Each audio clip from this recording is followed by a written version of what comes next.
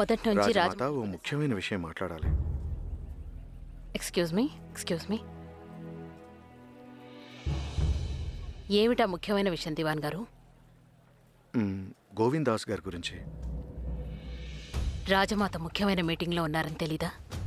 British resident officer కూడా మీటింగ్కి వచ్చున్నారు. అయినా మీకు మా పరిస్థితులు కూడా మీకు తెలియనివి కావు.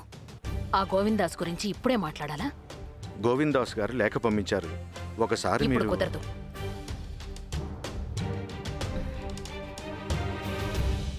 Here she comes. మా కోసం మీరు ఏదైనా కొత్త బిజినెస్ ప్రపోజల్ తీసుకొచ్చారా? Well, yes, Your Highness. మంచి ప్రపోజల్ తీసుకొచ్చాం. బాగా లాభం వస్తుంది, మీతో పాటు మాకు వస్తుంది. అలా మనం వెళ్ళి ఎక్కడైనా కూర్చుని మాట్లాడుకోవచ్చు కదా. It's very noisy here. బాగా గోలగా ఉంది. పదండి. As you just saw, Your Highness, 80% of the land is cultivated. That means వ్యవసాయం బాగా సాగుతోంది. ఎస్, మా దగ్గర ఇక్కడ రైతులు బెస్ట్ ఎక్స్పోర్ట్ క్వాలిటీ గోధుమల్ని పండిస్తారు. But there's a problem. Taxation బాగా తక్కువగా ఉంది. అంటే సుంకం చాలా తక్కువ. మీకు ఇన్కమ్ ఎక్కువ లేదు. మీరేం చెప్పాలనుకుంటున్నారు? కింగ్కి హెల్ప్ చేయడం మీ రాజ్య ప్రజల కర్తవ్యం అంటాను. ఎస్పెషల్లీ వారి కింగ్ ఫైనాన్షియల్ కండిషన్ సరిగ్గా లేదంటే రుణాలు ఎక్కువగా ఉంటాయి. డోంట్ వరీ యువర్ హైనస్, మీ ఈ సీక్రెట్ ఇక్కడి నుంచి బయటికి వెళ్ళదు. ఒక మంచి ప్రపోజల్ మీకోసం మేము రెడీ చేశాం. ట్యాక్స్ పెంచితే ఎంత ప్రాఫిట్ వస్తుందో అందులోంచి 20% మీదే. ఇక మిగిలిందంతా క్వీన్ ఆఫ్ ఇంగ్లాండ్ ట్రెజరీలోకి వెళ్తుంది. It is a very good proposal. ఇంతకంటే మంచి డీల్ మీకు లభించడం ఇంపాసిబుల్. 20%, దట్ ఈస్ 50 లక్షల రూపాయలు ఏడాదికి. రాజమాత ఈ ప్రపోజల్ విషయమై రాణా గారితో మాట్లాడాలనుకుంటున్నారు. మీరు నా కోసం చూస్తున్నట్టున్నారు రాజమాత.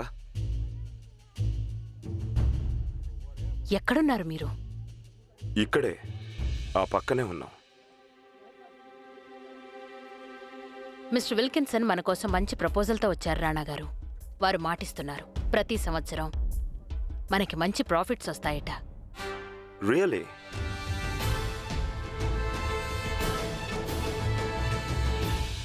బ్రిటిషర్స్ మా ఇండియన్స్ లాభాల గురించి ఆలోచిస్తున్నారా? హిస్ హైనస్, సర్ప్రైజ్ అనడం కంటే a pleasant surprise అనాలి. రాజమాత మీతో తర్వాత ఈ ప్రాజెక్ట్ వివరాలు డిస్కస్ చేస్తామన్నారు. షూర్. మీరు తెచ్చిన ఈ ప్లెజెంట్ సర్ప్రైజ్ ఏమిటో మేము తెలుసుకుంటాం.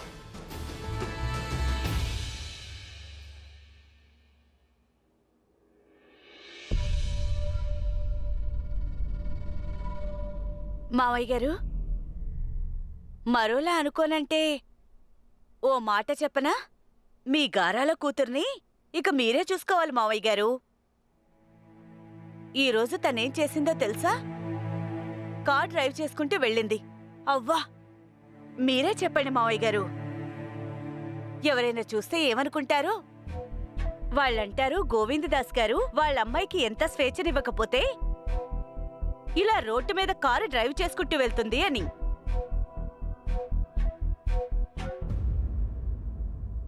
నా బెంగేమిటంటే మావయ్య గారు, ఒకవేళ గాయత్రికి ఏదైనా కారు ప్రమాదం జరుగుంటేనో? జరిగే ఉండేది.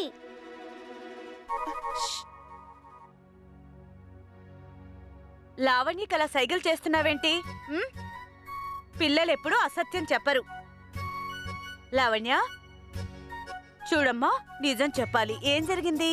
అది అత్తయ్య మా ఇద్దరిని తారా జ్యువెలరీ చూపిస్తానని తీసుకెళ్ళింది. డ్రైవర్ గారికి నిద్ర వచ్చేసింది.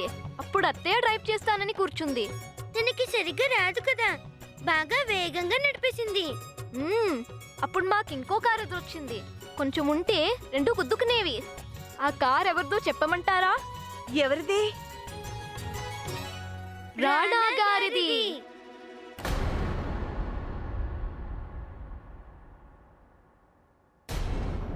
అయ్యో, సర్వనాశనం. మళ్ళీ ఇంటి మీదకి నువ్వు ఆగమ్మా. రాణా గారు తిరిగొచ్చినప్పటి నుంచి గాయత్రత్తయ్య ఆయన గురించే చెప్తోంది. ఇంతకు ముందేమో ఆయన్ని మెచ్చుకుంటూ ఉండేది, ఇప్పుడేమో తిట్టుకుంటోంది. మరి నాన్నగారు రాణగారు కాదు, రాణగారి 6 గుర్రాల బగ్గి. అవును నాన్నగారు, 6 గుర్రాల బగ్గిని చూసానా? చూడగానే అప్పుడు నేను చూస్తూ ఉండిపోయాను. ఎంత అందంగా ఉందో, నిజం చెప్తున్నాను. బాగా నచ్చిందా నీకు? బాగా నచ్చింది నాకు. చాలు చాలు, మీరు బయలుదేరకండి. 6 గుర్రాల బగ్గి కొనిస్తానంటూ అంత నెత్తికెక్కించుకోకండి కూతుర్ని. అదా చందమామని తెమ్మంటుంది, తెచ్చిస్తారా? తెచ్చిస్తాను దమయంతి.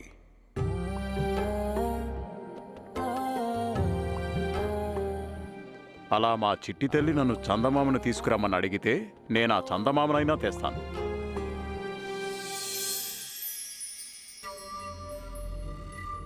ఇక మీరు భోంచేయండి. లడ్డు పెట్టనా? మ్మ్.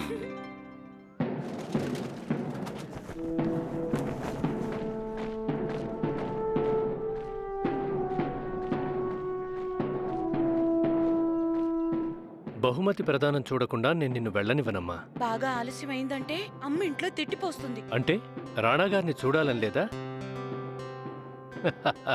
ఆ రాణాగారే చెప్పారు, ఏ సైనికులైతే 2వ ప్రపంచ యుద్ధంలో రాజకుటుంబం కోసం యుద్ధం చేశారో వారు వారి శౌర్యానికి పురస్కారాలిస్తారట. నువ్వు సరిగ్గానే చెప్పావమ్మా గాయత్రి. రాజులందరూ ఒకేలా ఉండరు, అయినా రాణాగారి తీరే వేరు.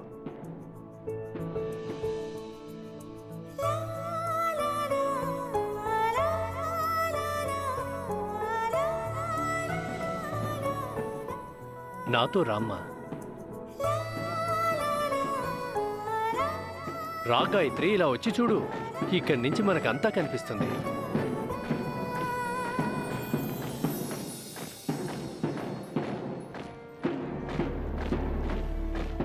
అంకుల్, మన సైనికులు తమ యూనిఫామ్లో ఎంత చక్కగా ఉన్నారు కదా. నువ్వు రాణాగారిని చూడలేదా? వారు సైనిక యూనిఫామ్లోనే ఉన్నారు.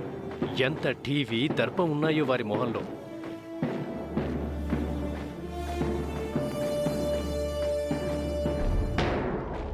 ఇప్పుడు పురస్కార ప్రదానం జరుగుతుంది.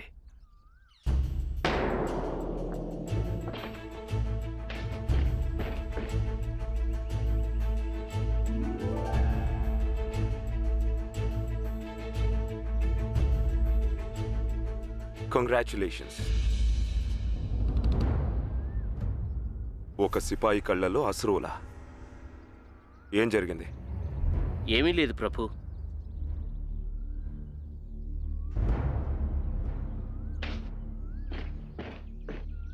ఇప్పుడు రాజమాత ప్రియంవదాదేవి గారు తమ ప్రజలను ఉద్దేశించి ప్రసంగిస్తారు.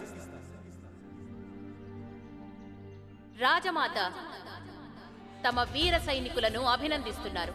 ఈ పురస్కారాలు వారి శౌర్యానికి, అలాగే రాజకుటుంబం పట్ల వారికున్న విశ్వాసానికి ఇచ్చినవి.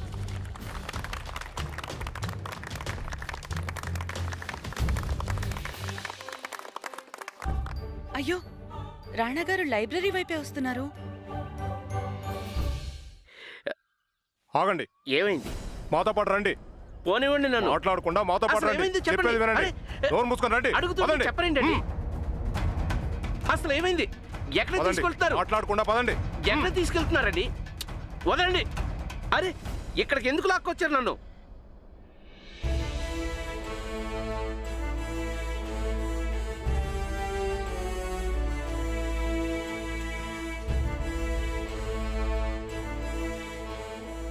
రాణాగారు, మీరిద్దరూ వెళ్ళొచ్చు.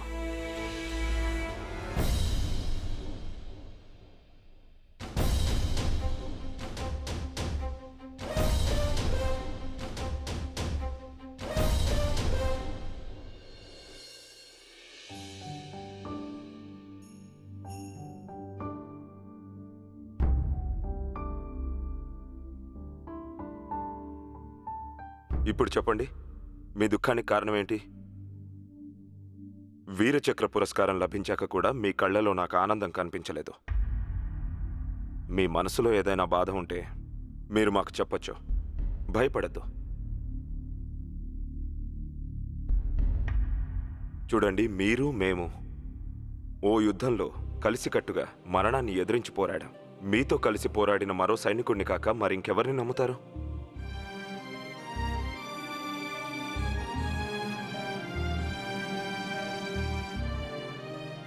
రామజోగయ్య, అదే కదా మీ పేరు? అవునా? తమరికి నా పేరు ఇంకా గుర్తుందా ప్రభు? గుర్తుంది. మా మాటలు మీరు నమ్మాలి. మాకు మీ గురించే ఆందోళనగా ఉంది. ఇప్పుడు చెప్పండి, దేని గురించి బాధపడుతున్నారు? వీలైతే మేము మీకు సహాయపడగలం. ప్రభు, నేను యుద్ధానికి వెళ్ళినప్పుడు మా కుటుంబం తినడానికి తిండి లేక అలమటించింది. ఆకలికి తట్టుకోలేక మా నాన్న, మా 2 ఏళ్ల బాబు చనిపోయారు ప్రభు. ఆకలి వలన? మరి మరి మీరు రైతు కుటుంబానికి చెందినవారు కదా, అలాంటిది? అవును ప్రభు, కానీ మా పరిస్థితి దారుణంగా ఉంది. రాజవంశం, బ్రిటిష్ వారు కలిసి పన్నులతో మమ్మల్ని కట్టిపడేశారు. ఇది చాలదన్నట్టు గత 2 ఏళ్లుగా మా ప్రాంతంలో వర్షాలు కురవలేదు. మేమంతా సర్వనాశనం అయిపోయాం. ఈ పరిస్థితుల్లో వీర చక్ర పురస్కారాన్ని అందుకొని ఆనందంగా ఎలా ఉంటుంది ప్రభు?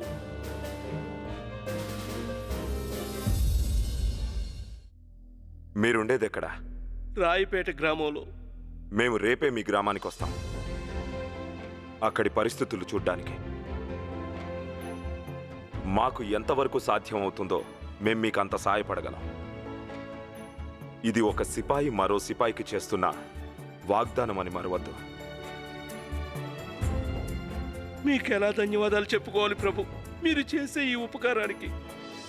ఉపకారం కాదు, ఇది మా బాధ్యత.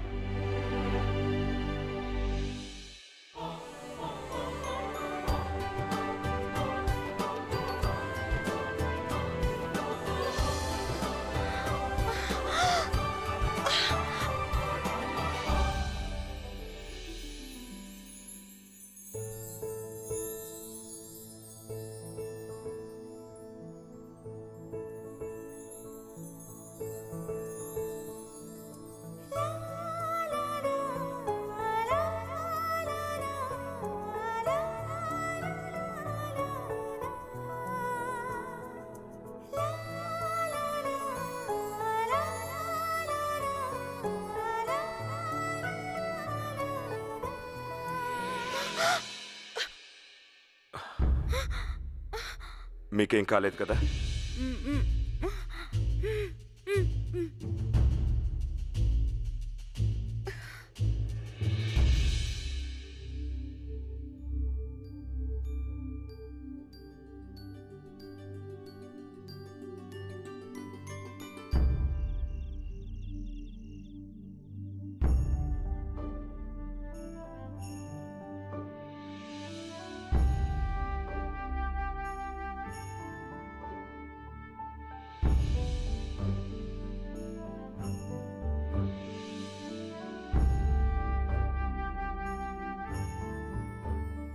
గాయత్రమ్మ,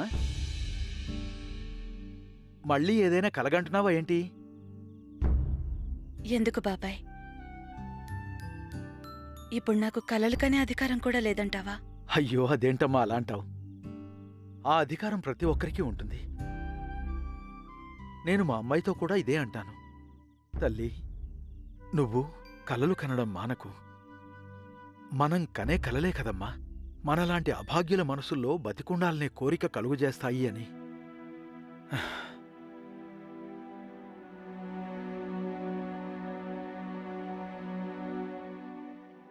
బాబాయ్, మీ అమ్మాయికి ఎలా ఉంది ఇప్పుడు?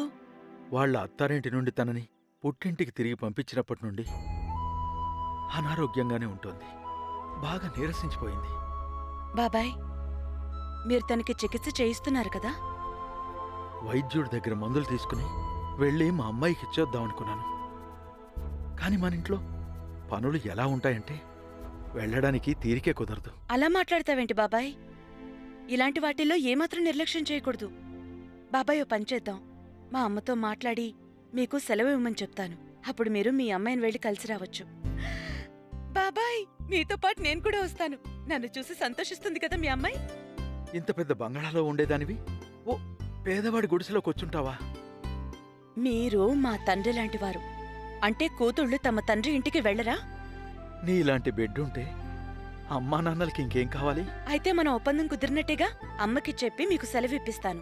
కానీ అమ్మని మీరు ఎలాగైనా ఒప్పించి నన్ను మీతో పాటు తీసుకెళ్ళాలి, సరేనా? అలాగే. ఇంతకీ అసలు మీ ఊరి పేరేంటి? రాయిపేట గ్రామం. మీరుండేదెక్కడ? రాయిపేట గ్రామంలో. మేము రేపే మీ గ్రామానికి వస్తాం.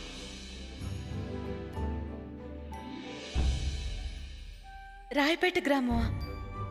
రాణా గారు ఆ సిపాయిని కలవడానికి అక్కడికే కదా వెళ్తున్నారు. వంకర టింకరగా ఉందనుకున్న నా నుదుటి రాత నన్ను మాటి మాటికి రాణాగారి ముందుకు తీసుకెళ్తోందెందుకు? ఆ దేవుడు నా భవిష్యత్తు ఎలా రాసిపెట్టాడు? అయితే ఈసారి కూడా నాకు రాణాగారిని కలిసే అవకాశం దొరుకుతుందా?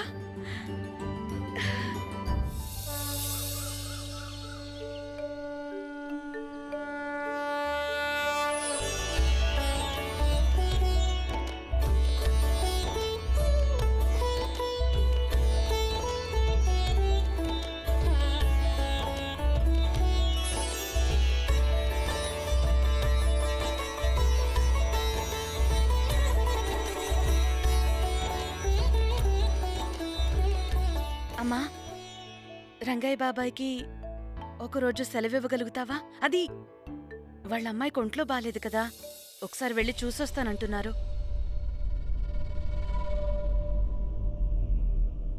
అత్తమ్మా, పోయిన నెలలోనే కదా అతను సెలవు తీసుకున్నాడు. అమ్మా, పోయిన నెలే కదా, అంటే చాలా రోజులు అయిపోయినట్టే కదా. బాబాయ్ కూడా వాళ్ళ అమ్మాయి గుర్తొస్తూ ఉంటుంది కదా. ఒక్కరోజే కదా సెలవు అడుగుతున్నాడు. పొద్దున వెళ్తాడు, రాత్రికల్లా తిరిగి వచ్చేస్తాడు. వెళ్ళిరాని అమ్మా. చాలే ఊరుకో. ఈ నౌకర్ల మాటలు ఎవరు నమ్ముతారు? ఒంట్లో బాలేదంటారు, ఓ పూట సెలవంటారు, వారం పాటు కనిపించకుండా పోతారు. లేదమ్మగారు, నేను సాయంత్రానికల్లా తిరిగి వచ్చేస్తాను. కావాలంటే గాయత్రమ్మను కూడా నాతో పంపించండి. సాయంత్రానికల్లా ఇద్దరం తిరిగి వచ్చేస్తాం. చూడండి, నౌకరు తిరిగొస్తాడని నమ్మకం లేదు, కానీ గాయత్రిని వెంట తీసుకెళ్తాడట. అమ్మా, ఒక కూతురి బాధ నీకు అర్థమవుతోంది కదా. పాపం అమ్మాయిని వాళ్ళ అత్తింటి వారు తను చెల్లని కాసులా తిప్పి పంపించేశారు. ఇకపై ఆమెకు ఎప్పటికీ అత్తవారింటికి వెళ్లే అదృష్టమే లేదు. అమ్మా, నువ్వు నా కన్నీళ్లు తుడుస్తావు కదా, నాకు ధైర్యం చెప్తావు, మంచి చెడులు చూస్తావు. అలాగే బాబాయ్ జబ్బుపడిన బిడ్డను చూడ్డానికి ఎందుకు వెళ్ళకూడదమ్మా? వద్దు.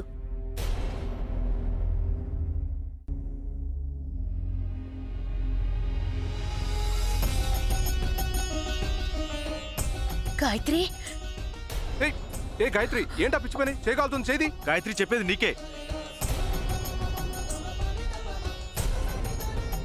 అరే, మనసులో రగులుతుంటే చెయ్యి కాళ్ళ ఏమీ కాదమ్మా గాయత్రి. కానీ అమ్మా, మనసైనా ఒళ్ళైనా రెండు కాలి బూడిదయ్యవే. కాలనివ్వమ్మా.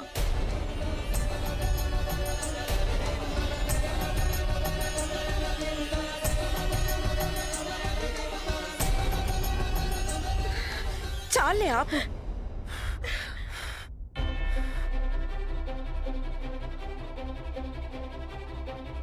అమ్మా, బాబాయ్తో పాటు నేను వెళ్ళొచ్చా? చూడు అర్చే ఎలా కందిపోయిందో. అమ్మ మాధవి, వెళ్ళి లేపు, నేను తీసుకురా. అమ్మా, నన్ను వెళ్ళనిస్తావు కదా? సరే, నేను వెళ్ళమన్నది రంగయ్యను మాత్రమే.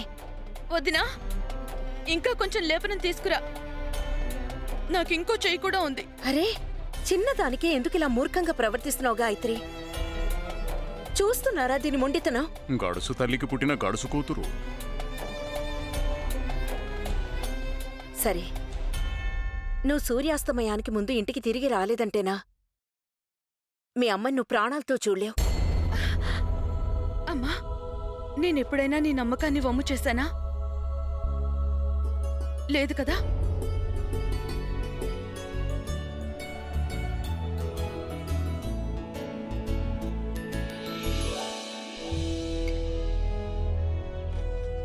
రాణా గారు, మీతో ఒక ముఖ్యమైన విషయం మాట్లాడాలి. సుంకాల పథకం గురించి చర్చించడానికి బ్రిటిష్ రెసిడెంట్ ఆఫీసర్ గారు వస్తున్నారు. ఇప్పుడు వారిని కలవడం కుదరదు రాజమాత. మేం వస్తామని వేరొకరికి ఇదివరకే మాటిచ్చున్నాం. మీకున్న అపాయింట్మెంట్ల గురించి రాజమాతకు సమాచారం అందలేదే? ఇదొక అనఫీషియల్ అపాయింట్మెంట్ రాజమాత. ఓ పెద్ద సమస్యలో చిక్కుకుని ఉన్న ఓ సిపాయికి తన తోటి సిపాయి సహాయం కావాలి. అందుకే మేం వెంటనే అక్కడికి వెళ్ళాలి. సిపాయా? మీరొకటి మర్చిపోతున్నట్టున్నారు. ఇది మీ యుద్ధభూమి కాదు, ఇది మీ రాజమహలు. రాజులు ప్రోటోకాల్ ప్రకారమే నడుచుకోవలసి ఉంటుంది. శిష్టాచారాలు ఎలా ఉంటాయో బహుశా మీకు తెలిసే ఉంటుంది. శిష్టాచారాలు, ప్రోటోకాల్. రాజుకి అతని ప్రజల కంటే ముఖ్యమైన విషయం మరేదీ ఉండదు రాజమాత. మనలోని ఆలోచనల నుంచే పుడుతుంది పెద్ద చిన్నల మధ్య వ్యత్యాసం. ఇక తమరన్నారు యుద్ధభూమి, రాజమహలు ఒకటి కావని. కానీ జీవితమే ఒక యుద్ధభూమి లాంటిది అంటాం మేము.